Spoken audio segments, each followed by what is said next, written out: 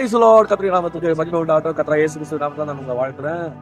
விசேஷமா இந்த நேரத்துல வந்து பிரான்ஸ் தேசத்துல பகுது அப்படின்ற ஒரு அழகான ஒரு பியூட்டிஃபுல்லான ஒரு சிட்டில தான் நம்ம இருக்கோம். விசேஷமா இந்த ஊர்ல பாத்தீங்கன்னு சொன்னா ஒரு முக்கியமான ஒரு இடத்துல இருக்கேன். அந்த இடத்தினுடைய தமிழ் ஆக்கம் அரிய கண்ணாடி அப்படின்ற மாதிரி அந்த இடத்துடைய பெயர்.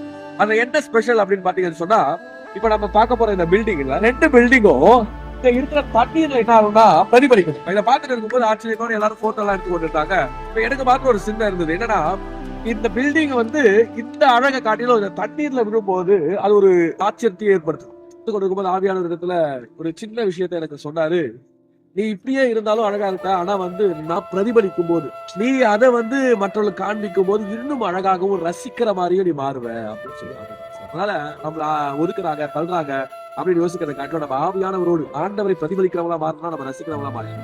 இப்போ வந்து ஆசீர்வதிக்கப்பட்டவங்களா மாறிடும். மற்ற கண்களுக்கு அழகாக கர்த்தர் காண்பித்தாங்க. அதனால அவரை காண்பிக்கலாம், அவரை பிரதிபலிக்கலாம். கர்த்தர் பெரிய காரியங்களை செய்யும்.